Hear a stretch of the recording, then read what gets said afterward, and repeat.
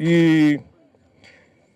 ఈ గిరిజన గ్రామ దేవతలు విశ్వాసాల ఆధారంగా సాంస్కృతిక పర్యాటక కేంద్రాలుగా అభివృద్ధి చేస్తే దానివల్ల అదనంగా కొంత ఉపాధి లభిస్తూ ఉంది.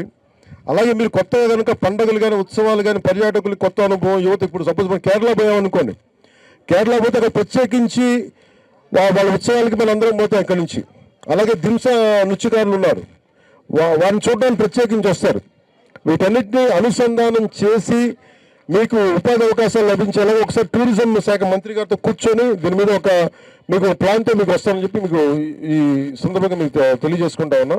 మీరు ఒక్కటి ముఖ్యంగా కురుడి గ్రామస్తులు కానీ అరకు కానీ పాలంటే ఇది చాలా అందమైన ప్రాంతం. ఈ ప్రాంతం నిర్మాణాలు ఎలా ఉండాలంటే ఈ అందాన్ని మరింత పెంచేలా ఉండాలి కానీ అందాన్ని చంపేసేలా ఉండకూడదు. ఇది ఎందుకంటే మీరు పచ్చదనం పోద్ది, మీకు అర్థం అవుద్ది. పచ్చదనం మీకు కూర్చోబెట్టి ఎత్తెత్తు బిల్డింగ్లు కట్టేస్తే ఇంక కొండ కనిపించదు, ఏం కనిపించదు. అందుకని మీకు ఎప్పుడు భయం ఉంటుంది.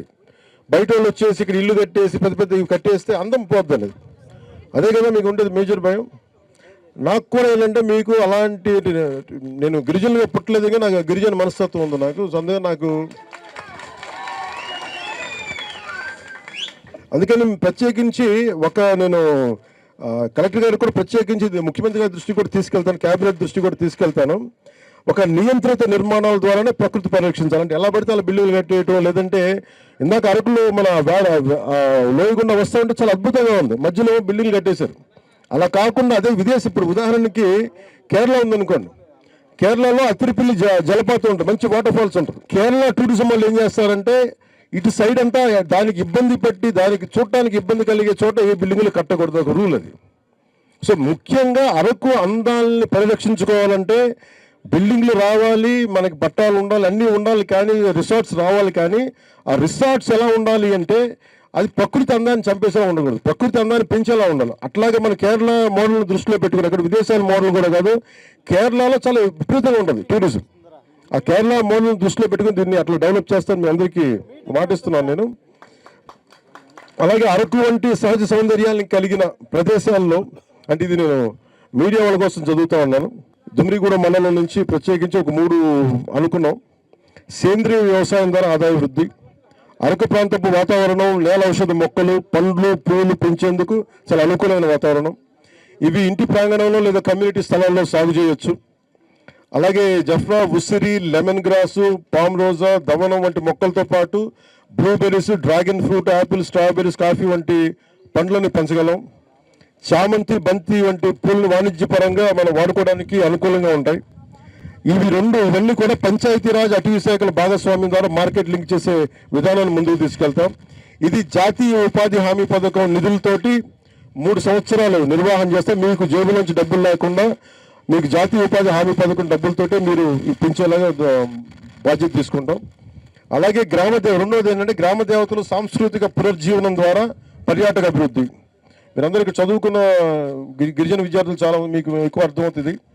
గిరిజన గ్రామ దేవతలు విశ్వాసాల ఆధారంగా సాంస్కృతిక పర్యాటక కేంద్రాలుగా అభివృద్ధి, పండుగలు ఉత్సవాల ద్వారా పర్యాటకులకు ఒక మంచి అనుభవం, యువతకి మీ మూలాల పట్ల గౌరవం. అంటే మీరు ఎక్కడికి వెళ్ళినా నాకు ఎంత అద్భుతంగా అనిపిస్తుంటే మీరు పసుపుతో స్వాగతం పలుకుతారు. అది గిరిజన సాంప్రదాయం, గిరిజన తాలూకు సంస్కృతి అది. సో అది నాకు చాలా అద్భుతంగా అనిపిస్తుంది. నిన్న మన కువి భాషలో నమస్కారాలను వాళ్ళకి జోహార్ అని చెప్పారు. ఎందుకు చెప్పానంటే అది భాషల్ని గౌరవించే సాంప్రదాయం. నేను అలాంటి ఆలోచన విధానం నుంచి వచ్చింది నేను. అందువల్ల నాకు మీ సంస్కృతి సాంప్రదాయాలని పరిరక్షించాలని చెప్పి కూటమి ప్రభుత్వం మనస్ఫూర్తిగా విశ్వసిస్తుంది. దానికి తగ్గట్టుగానే మేము ముందుకు తీసుకెళ్తాం. అలాగే నియంత్రిత అదుపు లేకుండా నిర్మాణాలు, ప్రకృతిని ధ్వంసం చేసేది కాకుండా ప్రకృతిని పరిరక్షించే నిర్మాణాలు ఉండాలి. ఆ నియంత్రణ అభివృద్ధి వల్ల ప్రకృతి సహజ సౌందర్యం కోల్పోవడానికి, జీవవైద్యం అంటే ఇష్టారాజ్యంగా అనియంత్రిత అభివృద్ధి పట్ల ప్రకృతి అంటే ఇష్టారాజ్యంగా కట్టేస్తే బిల్డింగ్లో వైవిధ్యం అంతరించిపోద్ది. వన్య ప్రాంతాల మధ్య నిర్మాణాలు ఈ ప్రభావాన్ని మరింత తీవ్రతరం చేస్తాయి. అరకు వంటి సహజ సౌందర్యాన్ని కలిగిన ప్రదేశాలు అభివృద్ధి చేస్తూ ప్రకృతిని కాపాడాలంటే ల్యాండ్ యూజ్ మ్యాపింగ్ అంటారు దీన్ని మన అడ్మినిస్ట్రేటివ్ పరిభాషలో. ఈ ల్యాండ్ యూస్ మ్యాపింగ్ని ఒకసారి కలెక్టర్ గారి దృష్టికి తీసుకొస్తున్నా. ఇప్పుడు మనకున్న కురుడి గ్రామం అందం పోకుండా ఆదాయ మార్గాలు రావాలి, జీవనోపాధి పెరగాలి, అలాగే ఆ కూలిపోతున్న ఇళ్ళకు కూడా కొంచెం అందంగా ఉండేలాగా, ఇంక 10 మంది బయట వాళ్ళు వచ్చి ఇలా ఉండేలాగా, వాళ్ళకి ఆదాయం వచ్చేలా ఎలా చేయాలనేది మీరు ఒకసారి if you could give me a plan then will try to execute it.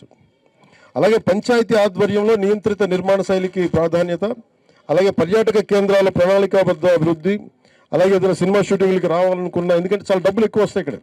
Number of TV serials వచ్చినా ఇంకోటి వచ్చినా చాలా మీకు ఎక్కువ ఆదాయం వస్తుంది.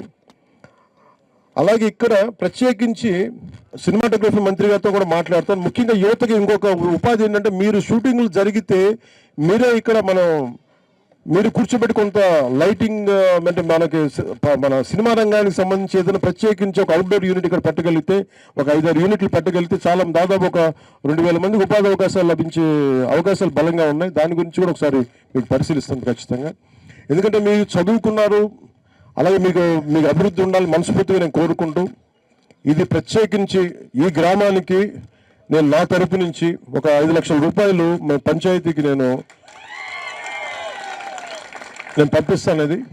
ఎందుకంటే ఇది నా గుండెల్లో నన్ను ఆదరించిన గ్రామం, ఇది నా కష్టాలను చూపించిన గ్రామం ఇది.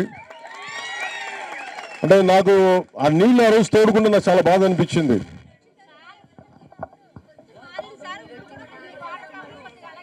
లేదు మీకు అన్నీ మీకు కూర్చోబెట్టి ఒకసారి, అందుకని మన ఎంపీడీ గారిని పంపిస్తాం, డ్రామా డైరెక్టర్ని పంపిస్తాం. మీరు కూర్చోబెట్టి మీరు నీళ్ళకి ఇబ్బంది ఫస్ట్ మీరు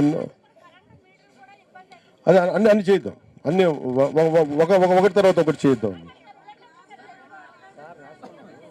నేను అన్నీ రాసుకున్నా.